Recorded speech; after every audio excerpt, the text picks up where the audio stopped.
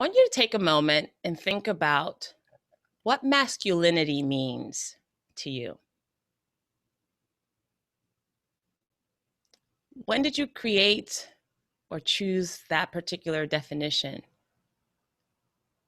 Or perhaps who taught you or demonstrated what it meant, what it looks like, what it sounds like, what it feels like?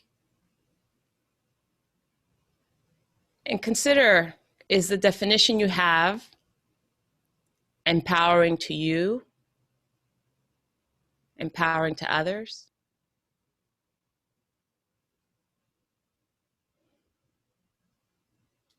My name is Valerie Hope. I'm your host for Time to Come Alive. It's a weekly opportunity to have a conversation that brings in some consciousness. We have an opportunity to connect, and as a result, hopefully be even more creative in our world. As you know, each week we have an interesting and fascinating guest, at least to me, so hopefully to you as well, where you have an opportunity to engage with that individual and ideas. And today is no different. In just a moment, I will introduce my guest.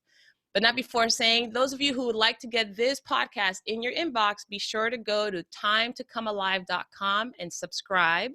You will be able to get this right there in your inbox each week. Or you can also because I want you to subscribe to my YouTube channel as well. Selfishly, is an opportunity for me to get some additional exposure on YouTube. So if you'd like to subscribe to both, that way you don't miss an episode, that would be phenomenal. Now, today I have a really interesting guest that, most of you know that in the last 66 or 65 episodes that I've done, many of the people who I've interviewed are people who I know. And the gentleman I have today, Andrew James, was actually introduced to us, to me by a mutual friend, Katie Troutman. Shout out to Katie. And Katie is a dear friend of ours, and she knew that some of the things that I was doing probably matched up with what Andrew was committed to in the world as well. So Andrew, I'm so glad that she introduced us.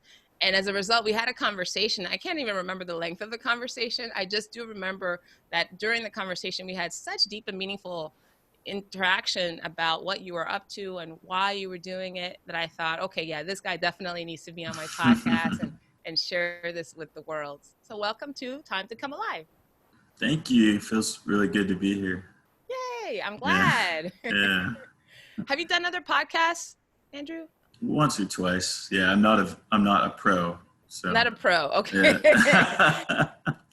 Well, yeah. That's a self, what do you call it? A label that we put upon ourselves generally, unless you're getting paid for it. So neither of us are getting paid for this. Therefore, we're both amateurs. We're both amateur hobbyists. I know what you call it. Mm-hmm. In any case, what would you like to let us know about you, Andrew?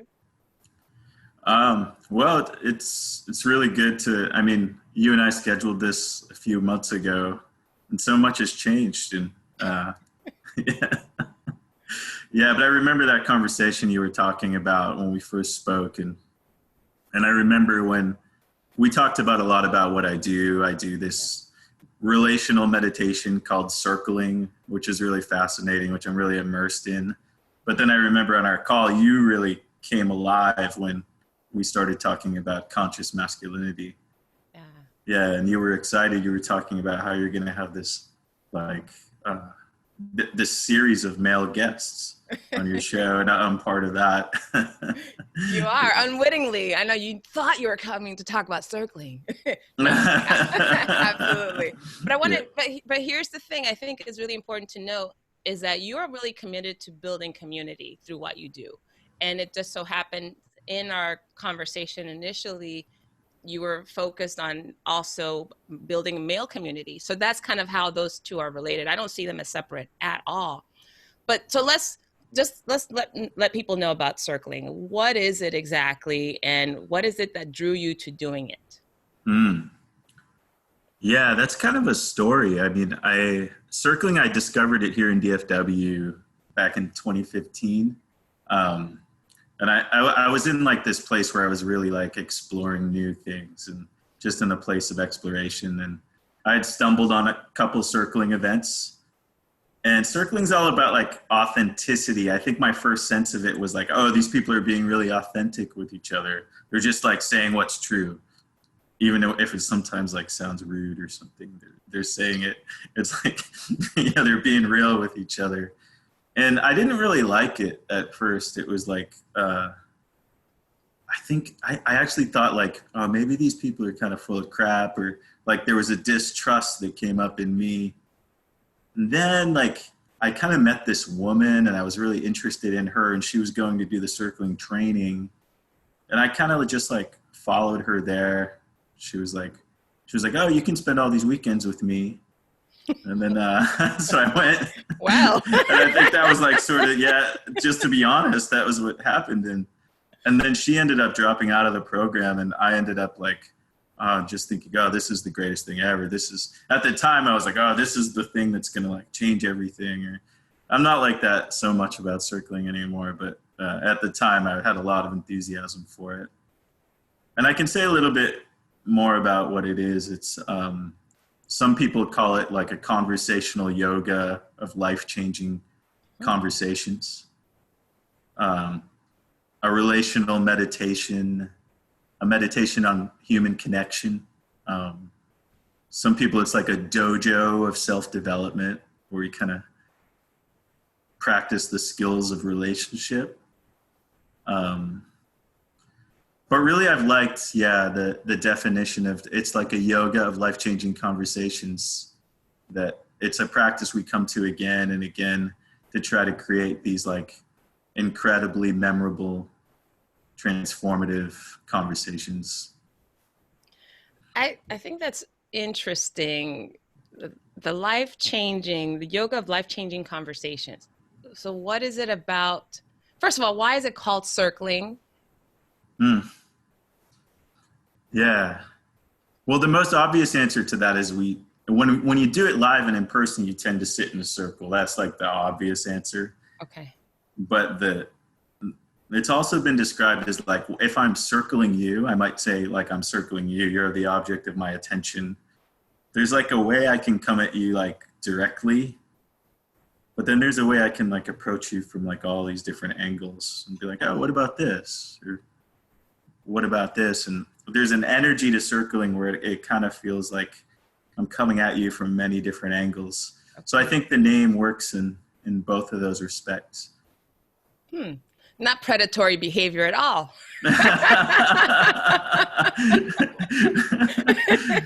Was there anything like that came up when I was talking about it? At one point, because when you say circling, I thought about circling the prey, or circling to either distract or to enclose. So that was interesting. Yeah, I didn't even think of that. Yeah. And I wonder if you ask, and the way I think what jumped out at me, and you said this in a different conversation, when you tell someone I'm circling you, that's the phrase that triggered that type of connection and context. I don't know if, talking about masculinity and femininity, I don't know if there would be a different listening for that phrase, but as a woman, I think, or at least as me, I can say circling you sounded like corralling to enclose. Well, this feels kind of juicy actually to me, this topic, like maybe it's something, I mean, circling is like a practice where I'm really asking you to open up in vulnerability. And here I am, a man, right? And maybe there is something that like, for some people that, can feel threatening, Interesting. Yeah. Huh. I'd never thought about the term circling like that, but yeah. Well, it wasn't even the term. I think the word circling just by itself. Okay, great. It's conversational yoga. It's you had like 15 words for it. Conversational yoga, meditational, relational yoga, yoga of life-changing conversations. So that word by itself, I thought fairly benign. But when you say I am circling someone, like use it as a verb, that's when it became more like, So it could just be, if you use it as a verb or a noun, maybe makes a difference. Yeah. So, but I'm not a wordsmith, whatever. So I did share how interested I was or excited I was to like, well, let's try it out. So I think this would be apropos, since we're already talking about it, I'd love to experience circling. I've never been before. It's just been in conversation with you that Mm-hmm. I've gotten a sense of what it's about. But can you kind of walk us through? Maybe we'll do a little demo or something, and then on the other side explain what happened or how someone might be able to do this and survive. Sure. So are you open to being circled here? Yeah. Okay. All right. Putting aside my initial Mm. thoughts about what that circling someone actually meant. Yes, I am open to being circled. Okay, great. So I'll just say a little bit about it. We're really, in circling, I'm really tapping into what it's like to be you right now. Like, I want to get your world. Like, there's a certain way it is for Valerie Hope to experience the ink blot of the world, right? When she wakes up, maybe she sees it differently than anybody else. And really the way I'm going to do that is like tapping into what's here for you right now. The fact that we're on this, the fact that we're on this podcast live, we're streaming live right now. What's that like? What's that like to be circled on your own podcast? So that's really where we're going to go. Okay. So usually I do a meditation to start, but let's just do a short breath together. Let's just take a breath. And let's just try to share some presence with me right now in silence just for a moment.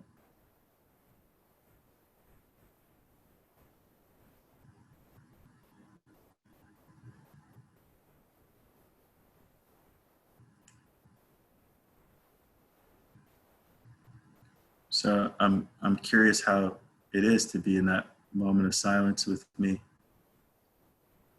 I feel pretty relaxed, and there's a part of my brain that's saying, everyone that's listening or watching this is probably going, is my audio still working? It's like, what's happening? So there's a part of me that feels responsible for narrating the experience for others.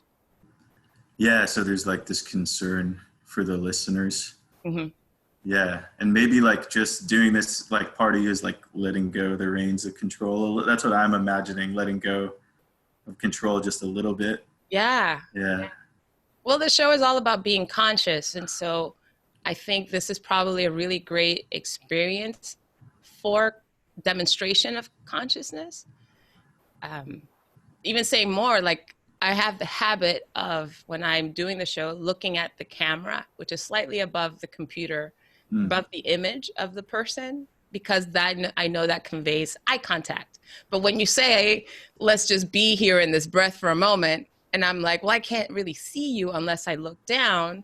You know, I don't know. It's maybe imperceptible to some people, but I have to like, okay, now I have to see the person if I want to be with a person. Otherwise, I'm just being with the camera as a performer. Make sense? Mm-hmm. Yeah. What I'm getting about you is there's something like you really want to get it right. Like you really want to present this in a way that's like, and it might be a little disorienting. Like, how do I look at you? I don't know if it's disorienting as much as being just mindful of the, what's the word? Yeah, that I have a role to play in what I'm putting out, and therefore, okay, well, what would make sense? So I've almost kind of trained myself, I guess, to do it this way, but I'm willing to release it for the experience, Andrew. And I want to have fun. I really do. I feel like the other thing that's coming up for me too is I don't get to reveal myself very often. Maybe I don't know, people get a sense of that or not, but on this program, especially Time to Come Alive, I get really excited about the people I talk to, especially when we discover something interesting or unique together, or even when I pick up on something. And it would be kind of cool to have that person be me. Like, oh, I discovered something unique about me, you know? Yeah, I noticed like I felt kind of nervous at the last thing I said, like, oh, maybe I totally got her wrong. And then And then when you said, I just want to have fun, something in me just like released. And yeah, I felt really free again all of a sudden. I like it. Yeah. Yeah. So that we can stop there, but that's like, that might be the beginning of a circle or how it looks like. And we might start tapping into body sensations too Let's go from ahead that and do meditative that. place. I think Yeah. we should continue. Yeah. Continue. Okay. So how is it right now? Like, are there any body sensations that you notice just sitting in your chair? I feel like my feet are tingling. I'm very conscious of my feet right now.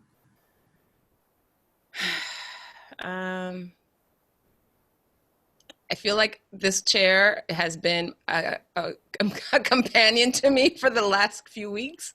So there's maybe like the back of my legs, like, oh, here we are again, sitting. I think there's, it's not uncomfortable, but it's also not like comfortable. It's like tired, like almost tired.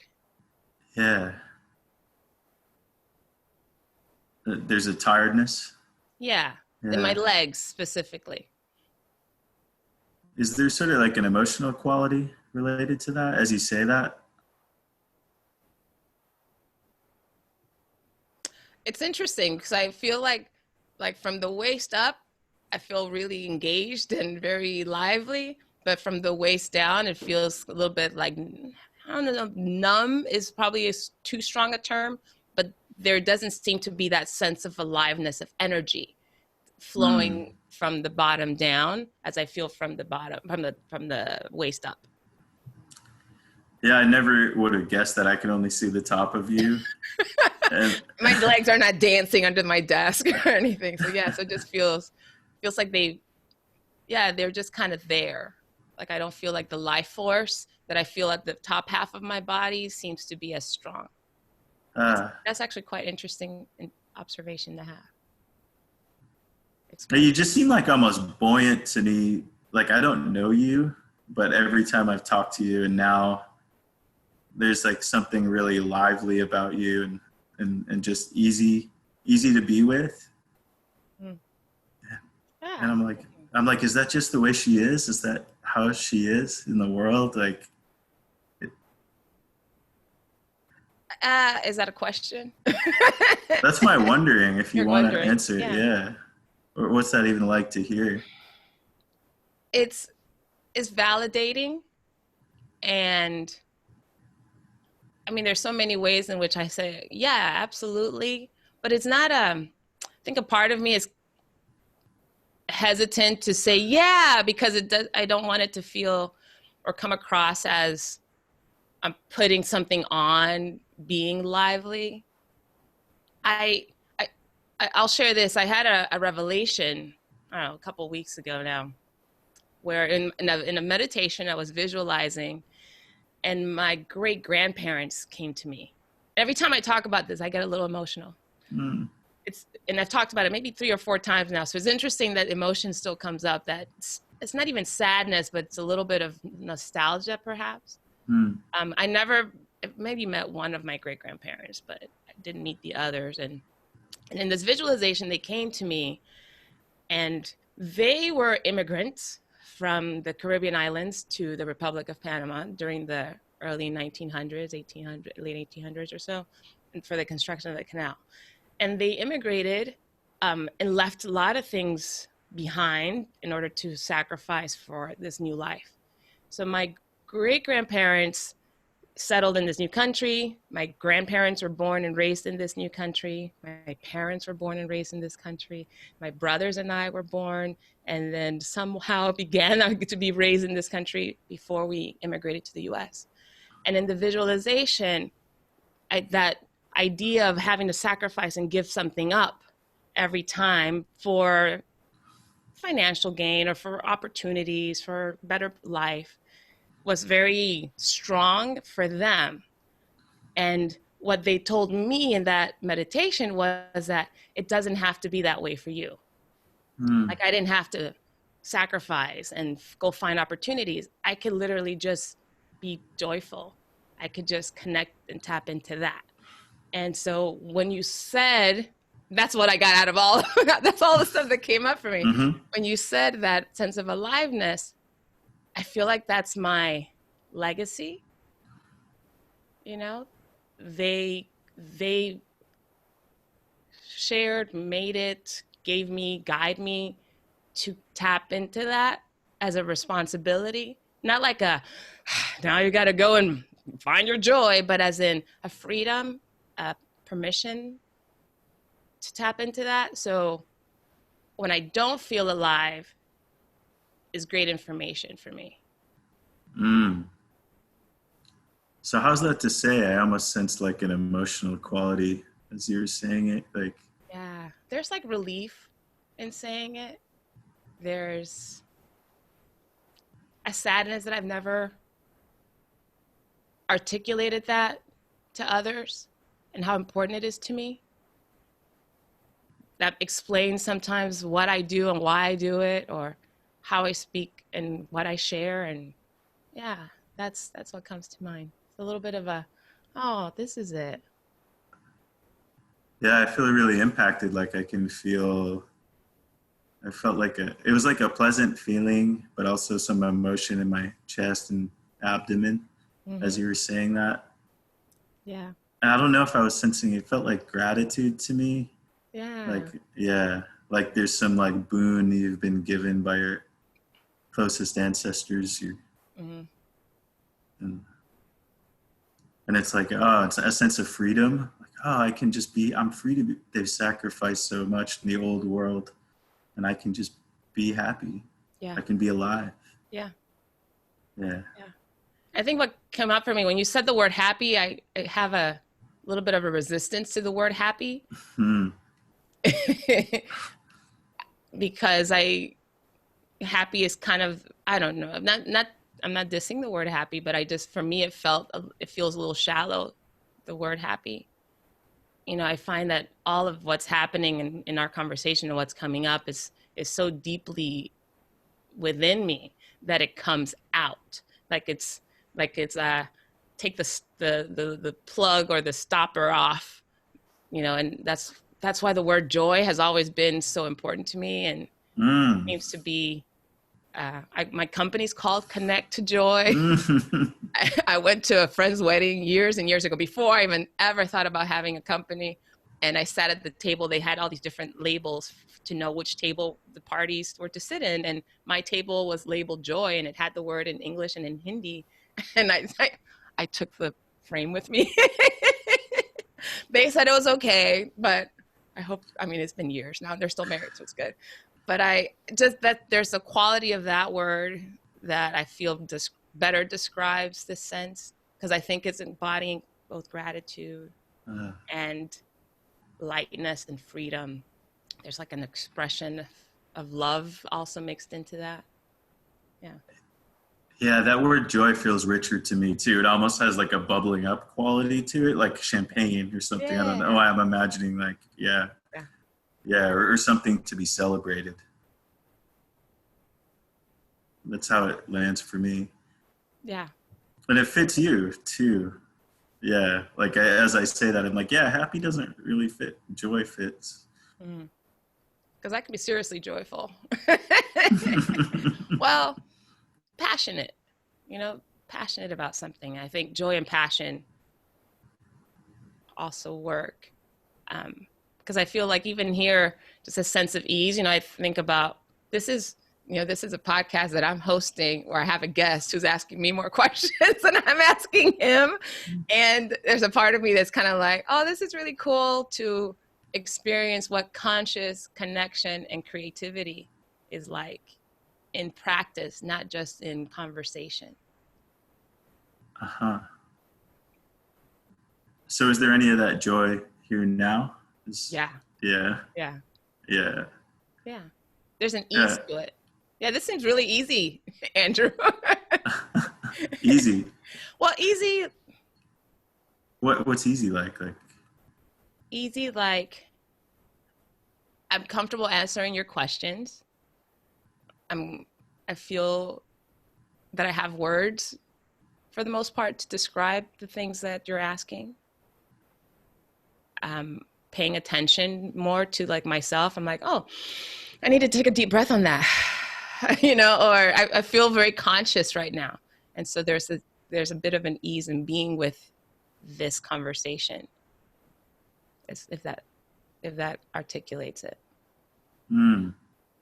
As you were saying that, I almost felt more drawn in, or a sense of like a more visceral presence as you were saying that. Almost like imagining that, like, oh, that you're fully in, you're liking this, or you're, and it kind of drew me more in, I think, or more engaged. Not that I wasn't before, but even more so. May I ask some questions during the circling as well? Or? You can. The idea is really you're the focus of a meditation. So it's like to keep bringing it back to you. But if you want to interrupt to ask a question, sure. We can pause to ask a question.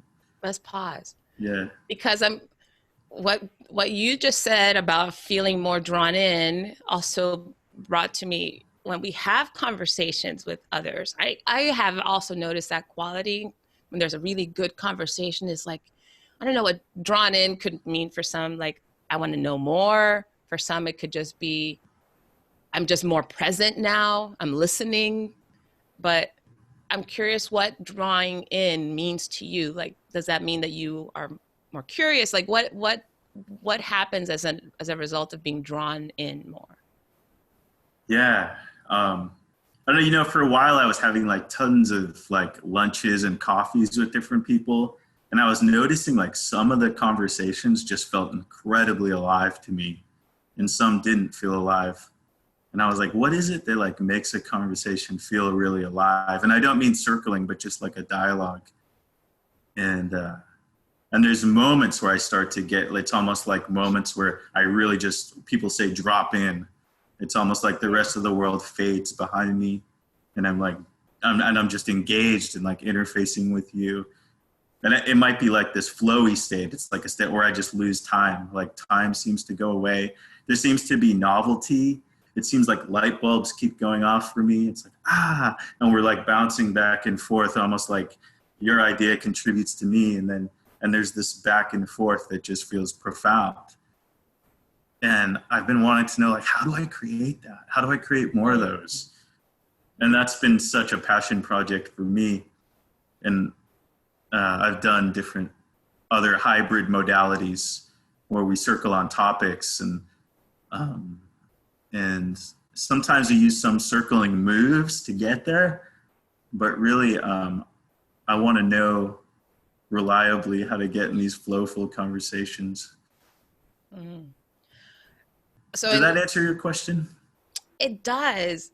But I want to go back to, you said you were having all these different, meetings with people. What did you notice about when you were drawn in? Like, what was it in the conversation or in the quality of the person that had you engaged? Well, the first word that comes to mind as you say that is like vulnerability. So maybe, they're revealing something that feels personal. And somehow that attaches to maybe like a topic in the conversation as well. So there's a willingness to be vulnerable. There's also a willingness to like say, there's so many times in a conversation where I'm just listening to somebody, but I'm not really engaged with what they're talking about.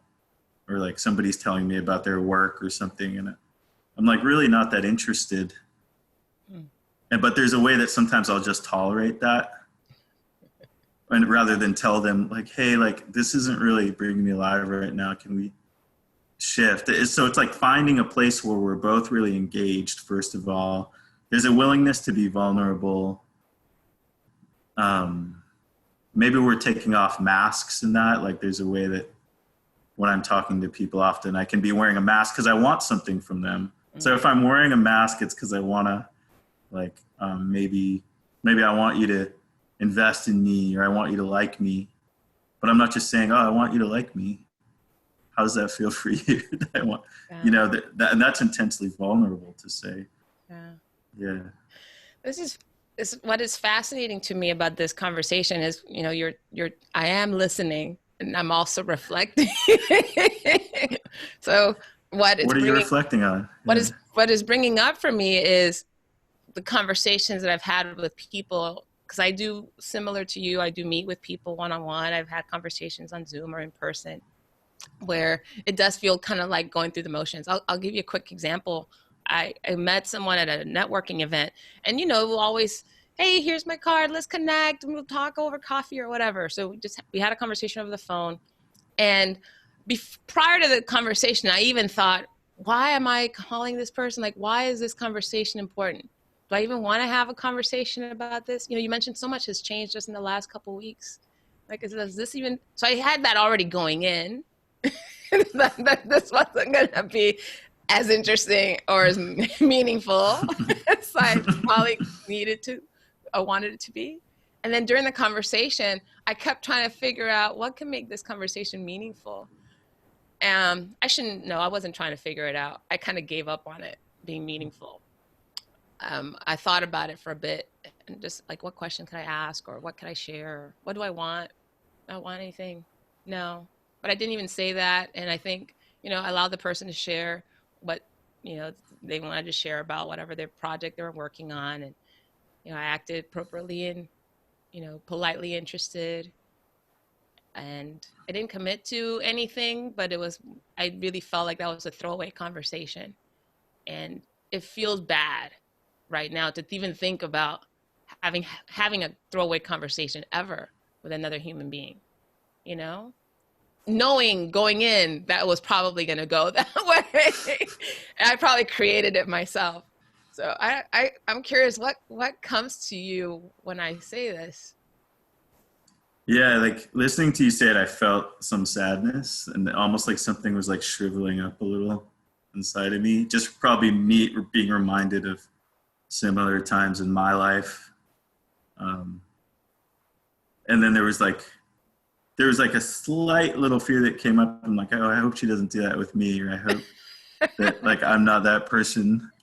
You're not. And it's like I really want you to tell me if I am.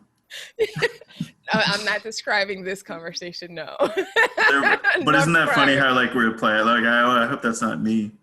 Yeah. No.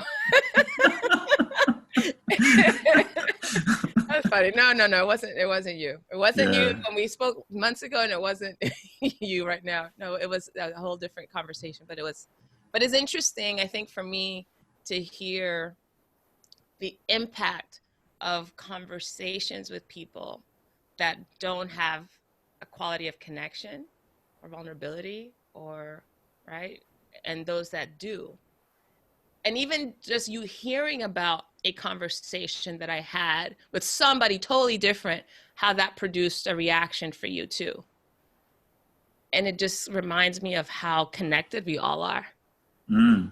Like me talking to someone else created a connection for you, right? This is fascinating. Yeah, that really becomes clear in circling too, because we're just impacting each other all the time. I mean, you and I are impacting each other right now. Mm-hmm. Like even as every word I hear you say is like building some kind of new neural pathways in my mind. So in some way, like I'm going to be different after this conversation. Mm-hmm. But I think that really comes into focus in circling when we like bracket it off from the rest of the world and we're doing this like practice. We're really seeing in a subtle and not so subtle way how much we really impact each other all the time.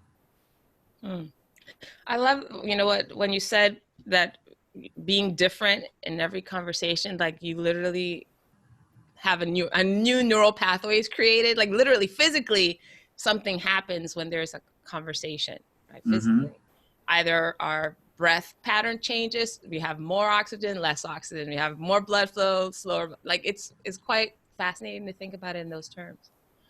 I'm curious about something. When you don't feel good, like in the conversation I described where I knew coming in that I wasn't going to really, it this is going to be like, okay, let's just go through the motions because we set it up on the calendar.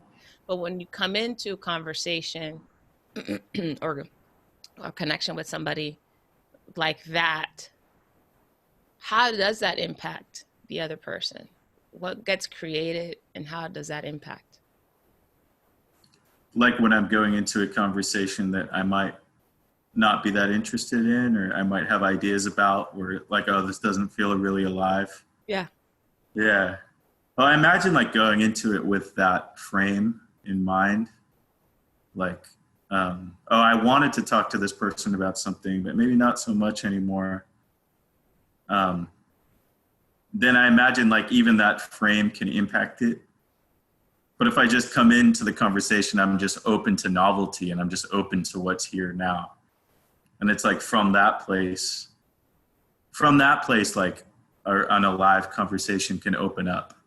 If I'm like attached to like what we were going to talk about, but I feel like it's really reliable for me to speak from like, oh, what's here right now? Like I might not be that interested in what we were going to talk about. But it's like not everyone always can do that dance with me, that in the moment dance. Yeah, because it is vulnerable and it does require like some self-awareness, which I think you have. I think we've shared that a bit here, and then sometimes like I notice when I'm in a conversation, someone just wants to talk at me. Like there's this feeling like sometimes I'll just be talked at and that feels like so deflating.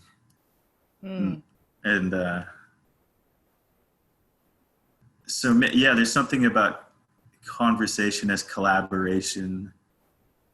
Conversation is like opening up to, like there's a way I could have come here today and like planned everything I was going to say. And there's something not very alive about that, right? But when there's a spontaneity, and be like, okay, like, oh, maybe this feels a bit awkward. Maybe, oh yeah, I forgot that I'm on live feed right now. I just remembered, like, oh my God, right? Like I could have a booger or something. Who knows? Like anything could happen, right? And it's like, hopefully, I would let you know, or vice Type versa. me a message, please. Yeah. Look in the chat, Andrew. No, you're clear. You're clear. Okay, good. And oh man, I think this is fascinating because even as you're talking about this, I know we were going to also discuss this whole idea about conscious masculinity, and I'm kind of like not as interested in that topic anymore. I shouldn't say I'm not interested anymore, but this might be a part 2 conversation, Andrew. I don't know. I'm just getting a sense that there are. I feel like I want to say something to those that are listening or watching this that helps them frame their own experience in conversation. I don't know what to say, but I feel like I'm experiencing that in this conversation where there's this flow and there's an exchange and there's some curiosity, there's no judgment, there's just this back and forth. And that's not always the case in all conversations. But what I'm hearing you say also brings me to the notion that it is my responsibility to at least attempt it, to at least call it out, like even to say, and I don't know, I can't imagine telling the person that I had this throwaway conversation with, like, this conversation is not really that interesting to me. Can we talk about something else? Or I don't feel alive right now. Something about even just not only acknowledging it, but saying it out loud feels a little selfish. And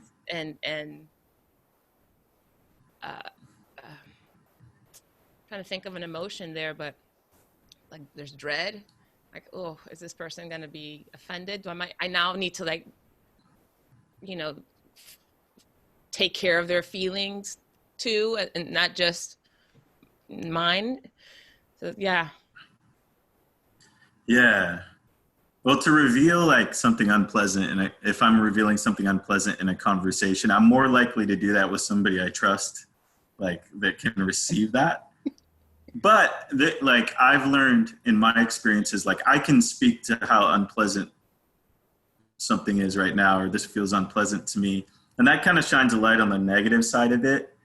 But like, or instead I could just point it where I want, or, hey, I'm really interested in this instead. And then I'm speaking more to like, I'm driving the conversation forward and speaking more to like where I want to go.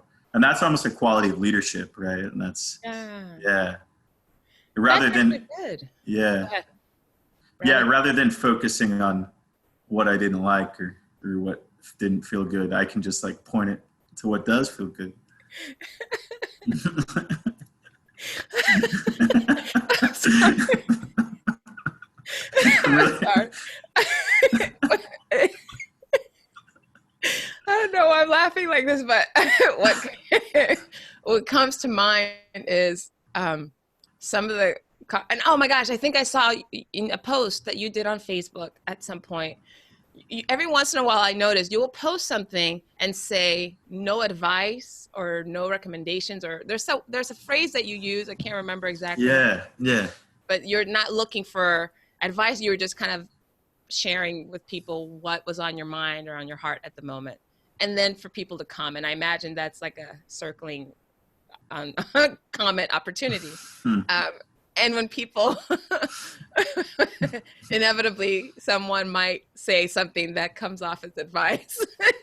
And I'm trying to remember, I don't remember. Well, how do you respond to that when you clearly are leading the conversation a certain way, right? You put it out there. This is what I want this to be about. Here's how I would love to hear your response. And maybe someone doesn't follow your leadership. What happens? Yeah, well, it's such a circling thing. Like, circling's all about being with somebody in their experience and not trying to change them. And there's something about unsolicited advice in that context that can feel really gross to me. Because there's something in unsolicited advice that's unowned. Like, I didn't ask you for advice, but you're just going to start giving me advice. So what is it you want to change about me? It's like almost like you're saying there's something wrong here by giving me advice that I didn't ask for.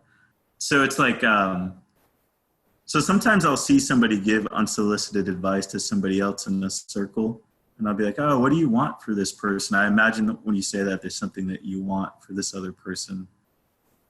Or sometimes it's somebody's own discomfort, like if somebody's expressing something that person interprets as sad or uncomfortable, their fixer will come out and be like, or their coach will come out all of a sudden. And it's really because they don't want to sit in their own discomfort. So it's like, oh, so I'll get curious about what is it about the advice giver? I'm even thinking I'm in that position quite often, actually. I was wondering where you went. You looked like you went somewhere as I was saying. Yeah, I was really looking in my life and going, oh yeah, I get feedback a lot, especially from family about my advice giving or my coaching. Well, advice giving and coaching is great, but when it's like asked for, I think, right? Yeah.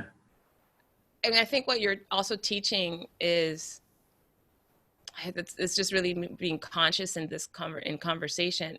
I recall, when you said about feeling gross, I recall a conversation with my 13-year-old niece who was, she's pretty talkative in general. So she was sharing all this stuff that was happening, some project she was working on and how frustrated she was. And as I'm listening, I noticed my coaching hat just flip out of my pocket and go squarely on my head. So I'm thinking, let me ask her a couple of questions, peel back. So when she paused to take a breath, I'm like, what about this? Or how do you feel? And then she answered whatever the question was. And then she also continued to just, really complain or express. And I remember feeling like frustrated, like it was. But when you said, what do you want for this person? I noticed that's the reflection I was doing in my head. I'm like, oh, what did I want for her that had me pull out my coach hat? It's like I didn't want her to suffer. I didn't want her to feel bad. I didn't want her to lose her her her her gift, her talent, right, to like these crazy 13-year-olds who aren't doing their homework, and now she's going to be punished for it. And I'm like, she doesn't have to suffer this way. So I wanted to somehow heal that experience for her, empower her. That's what I wanted for her. And then for myself, I kind of wanted to be the hero Aunt Valerie. Like this really frustrating moment, and she could go, oh my gosh, my aunt's amazing because she just helped me sort something out, right? So I think there was a bit of that. And as you say that, that's also beautiful. Like those intentions are so like such good human intentions. That's what they feel like to me. And it's almost like, I want this for you, and to start from that place. But even the way you set up the scenario, even like with a younger relative, you're already kind of in a mentor role because you're older, right? I think it's a little different. But even to lead with that more intimate share of like, oh yeah, I don't want your talent to be wasted, or it feels like more intimate and more direct, and yeah. Oh, that would be so lovely. All right, I'm committing to that. And it just sounds to me, as I'm hearing it, that we just really requires us to be super conscious about why am I reacting this way, or why am I having this conversation, or well, not only what do I want for this person, but what do I want for myself in this interaction. I was just thinking about this now in the context of this conversation, and I really want somebody to listen to this and go, wow, I never thought about this. I'm going to change how I speak to my kids, or I'm going to really explore how I talk to my husband, or I'm going to really explore how I engage with the people at the grocery store. You know, like my intention right now is that in the listening of this, people walk away with something they want to try, or something they can explore.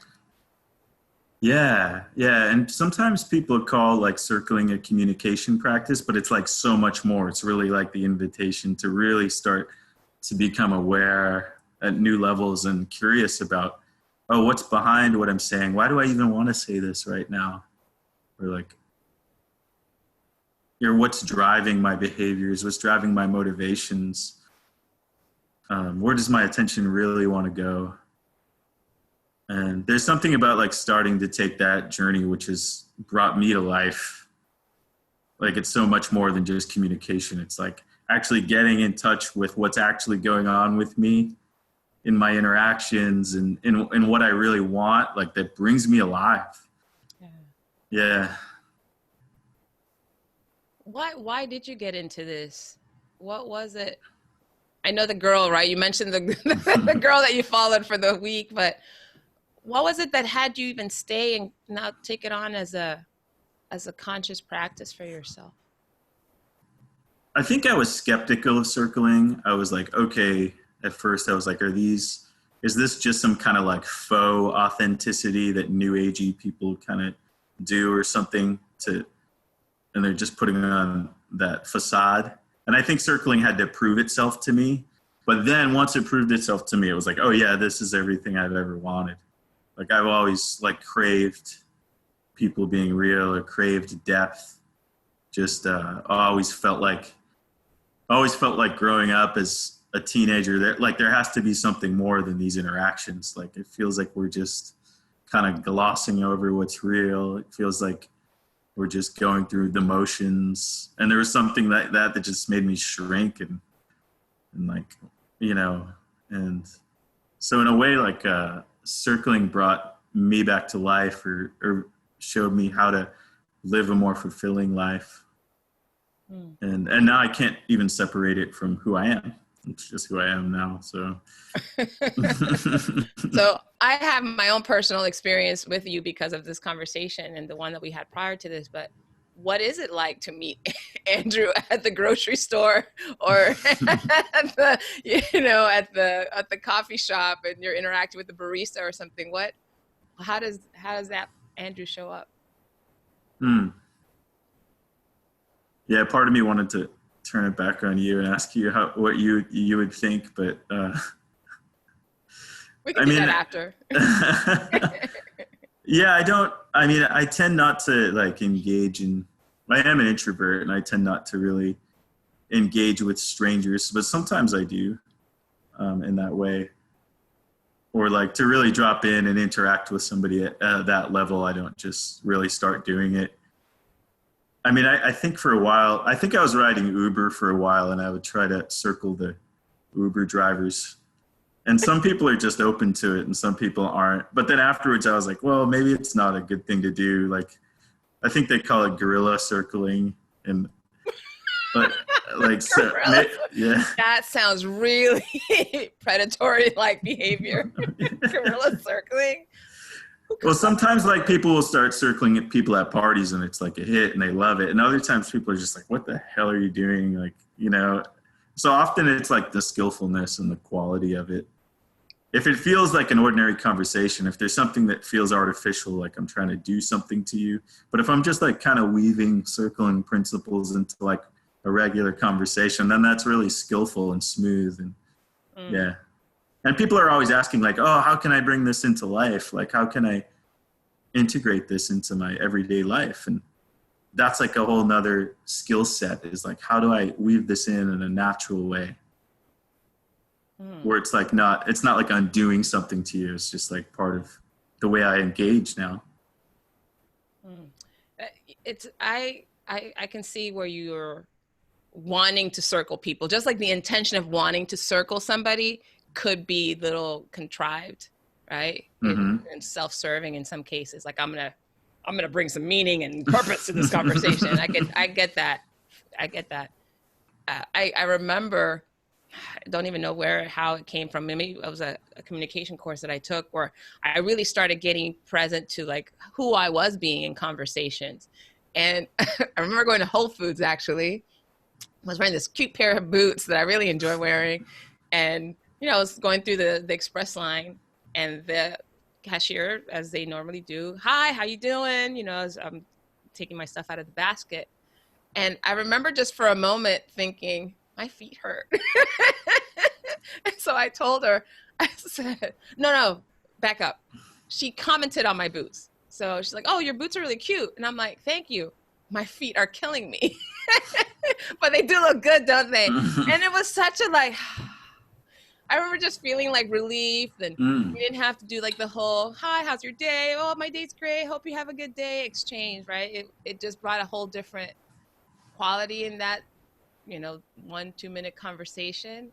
And I remember feeling so excited about that I was like, I'm going to do this in every conversation, like with a cashier or whatever, like but the contriving that, you know, the making that happen, then also had me so much in my head, like, what am I going to say to this person that will have us go, it didn't have the same freedom that just talking about what was happening in that moment, you know? Yeah, I think you're really shining a light on, the difference between like surrendered circling and like not surrendered. Like if I'm really trying to make something happen, if I have an unspoken agenda, like, oh, I want you to emote or cry, or I want you to like get in some deep moment with me, then I'm really like coming in with a kind of an agenda.